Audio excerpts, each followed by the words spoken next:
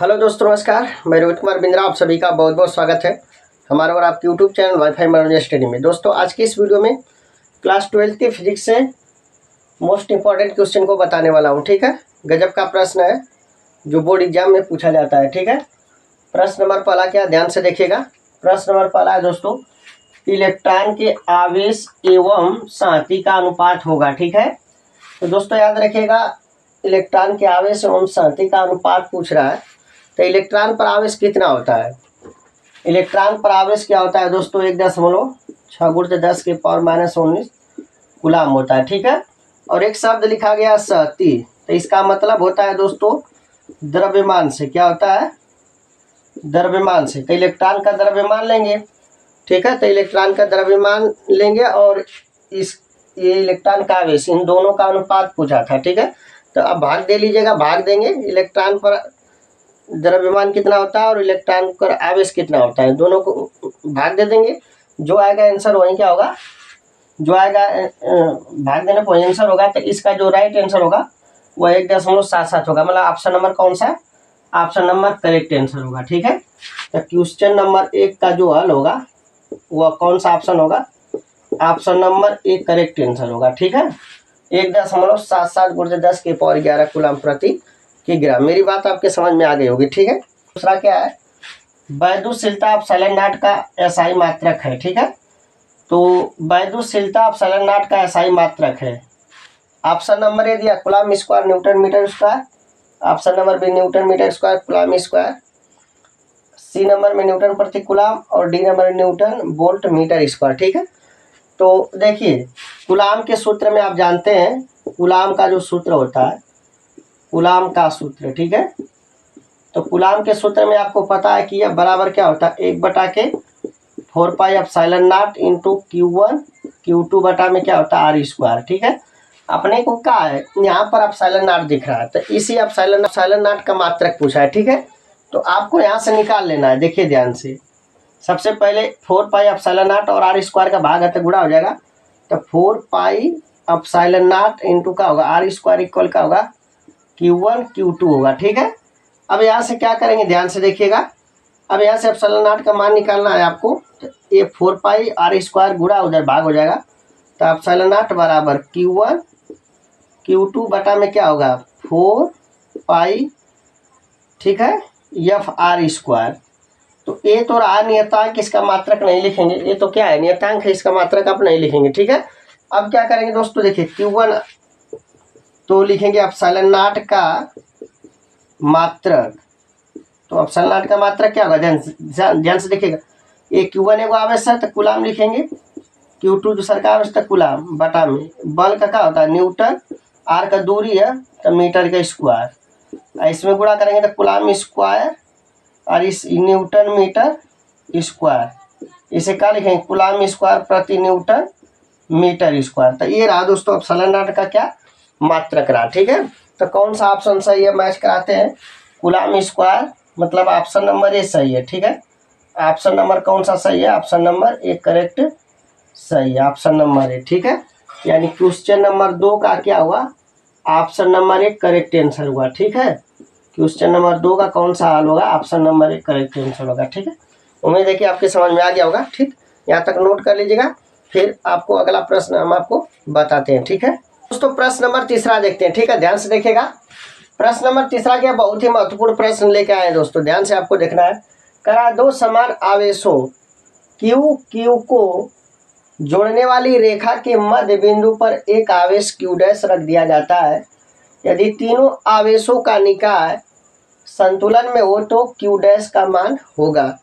4 option दिया है, -Q/2 -Q/4 +Q/4 +Q/2। ठीक है, प्रश्न क्या बोला है, दो समान आवेश। ठीक है, तो दो समान आवेश का मतलब इसका हल देखते हैं, ध्यान से देखिएगा दोस्तों। तीसरा, ठीक है, एक आवेश हो गया, ठीक है, और एक आवेश क्या हो गया दोस्तों, Q हो गया। ठीक है, दो समान आवेश है और इनके बीच क्या रखा गया है, Q'।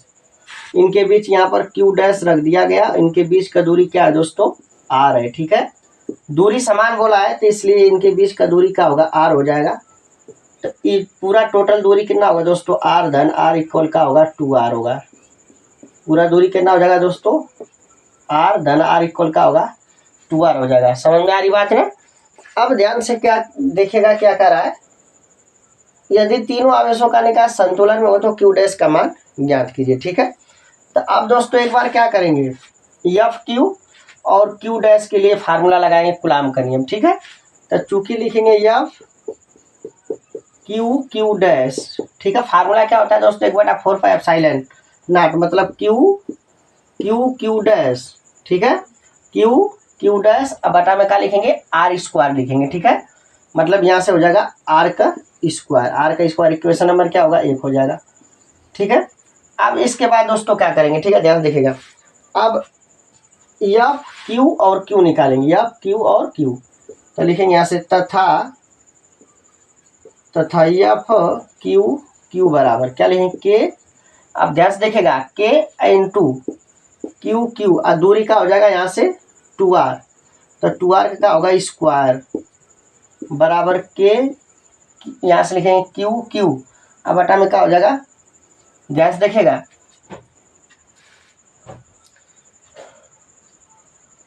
तो एक क्यू इंटू क्यू बटा में क्या हो जाएगा, 2 दूना का 4r स्क्वायर होगा। इक्वेशन नंबर कौन सा, सेकेंड।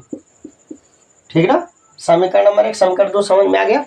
अब समीकरण 1 और समीकरण 2 को बराबर करते हैं। ठीक है, क्योंकि संतुलन बोला है, संतुलन में हो तो क्यू डैश का मान ज्ञात कीजिए। तो लिखेंगे यहाँ से चूंकि समीकरण 1, ठीक है, समीकरण 1 बराबर समीकरण 2।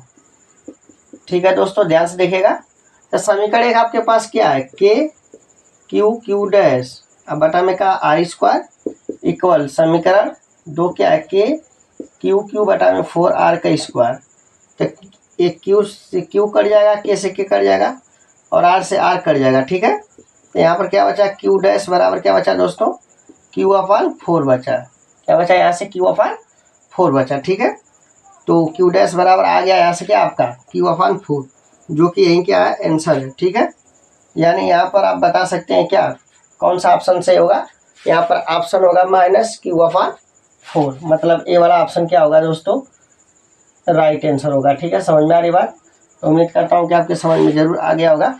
ठीक है, तो ऑप्शन नंबर बी क्या हुआ, करेक्ट आंसर होगा। ठीक है, इसे आप अच्छे से नोट कर लीजिए। प्रश्न नंबर अगला देखिएगा, चौथा, 1 माइक्रोकुलाम तथा +4 माइक्रोकुलाम के 2 आवेश एक दूसरे से कुछ दूरी पर वायु में स्थित है। ठीक है, उन पर लगने वाले बलों का अनुपात है। तो ऑप्शन दे रखा है 1 संबंध 4, 4 संबंध 1 संबंध 1 संबंध 16। ठीक है, तो प्रश्न क्या कर रहा है कि 1 माइक्रोकुलाम तथा +4 माइक्रोकुलाम, तो यहाँ पर देखिएगा दोस्तों ध्यान से। ठीक है, इसका हल देखिएगा, ठीक मैं आपको समझा रहा हूँ। हल नंबर कौन सा होगा, चौथा। ठीक है, यहाँ से क्या बोला है, 1 माइक्रोकुलाम, मतलब यहाँ पर यह हमारा 1 माइक्रोकुलाम है। ठीक, और यहाँ से क्या हमारा है +4 माइक्रोकुलाम है। समझ में आ रही बात। अब ध्यान से देखिएगा, +1 माइक्रोकुलाम और +4 माइक्रोकुलाम दे रखा। ठीक है, और बोला है इनके बीच का दूरी हम क्या मान लेते हैं, x मान लेते हैं। इनके बीच का दूरी क्या मान लेते हैं दोस्तों, x मान लेते हैं। ठीक है, अब यहाँ से क्या करने वाले हैं, अब हम आपको बताते हैं। ठीक है, अब देखिए यहाँ से यह पॉइंट B हो गया और यह पॉइंट A हो गया, इधर भी प्लस इधर भी प्लस है, तो इसकी दिशा क्या होगी, इधर हो जाएगी। मतलब इसे आप क्या कर सकते हैं, बल इधर या फोन लगेगा और ये वाला बल इधर क्या लगेगा, F2 लगेगा।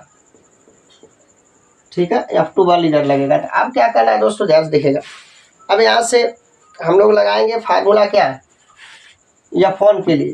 तो चूंकि या फोन के लिए लिखेंगे आप, या फोन के लिए फार्मूला क्या होता है, ध्यान से देखिएगा, फार्मूला होता है 1/4πε0 I इंटू Q1 Q2।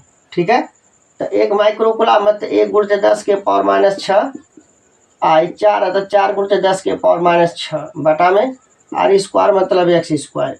ठीक है, इसको हल करेंगे तो कितना आएगा, ध्यान से देखिएगा दोस्तों, तो यह फोन बराबर आ जाएगा 1/4πε0 I इंटू ये हो जाएगा 4 1 कम 4 10 के power -12 x square. Equation number क्या होगा, तरह या फोन के लिए निकालेंगे उसी तरह F2 के लिए निकालेंगे, तथा यहाँ से होगा F2 बराबर 1/4πε0 I इंटू, ध्यान से देखेगा इंटू, अब क्या करेंगे यहाँ भी वही काम करेंगे, 1 × 10 के पावर -6 फिर 4 माइक्रोकुलाम है तो 4 माइक्रोकुलाम को 4 × 10⁻⁶ लिखेंगे बटा में दूरी का x², इसे भी हल करेंगे तो F2 और 1 4 4 होगा 10⁻⁶ -6 10⁻12 बटा x²। इक्वेशन नंबर क्या बनेगा? सेकेंड। अब यहाँ से क्या पूछा है? उन पर लगने वाले बलों का अनुपात, तो डिवाइड लगा देते हैं। ठीक है, समीकरण 1 में लिखेंगे समीकरण 1 अब भागे कितना लिखेंगे? समीकरण 2। समीकरण 1 भागे समीकरण 2 बराबर। अब समीकरण 1 में देखिए एकदम सेम है, ये भी सेम है, एकदम सेम है, तो ये वाला इनसे क्या होगा? कट जाएगा, मतलब 1 बटा 1 आएगा बराबर क्या होगा? 1 संबंधे 1। आंसर यही आएगा। ठीक है, कौन सा ऑप्शन से होगा दोस्तों? Option number C correct answer होगा। ठीक है, ऑप्शन नंबर सी क्या होगा? करेक्ट आंसर होगा। ठीक है, तो उम्मीद करता हूँ कि आज का जो भी प्रश्न मैंने बताया बहुत ही महत्वपूर्ण है, आपके जरूर समझ में आ गया होगा। ठीक है, यदि यह वीडियो आपके अच्छा लगा होगा तो लाइक शेयर सब्सक्राइब जरूर करेगा। फिर मिलते हैं अगले वीडियो में। जय हिंद, जय भारत।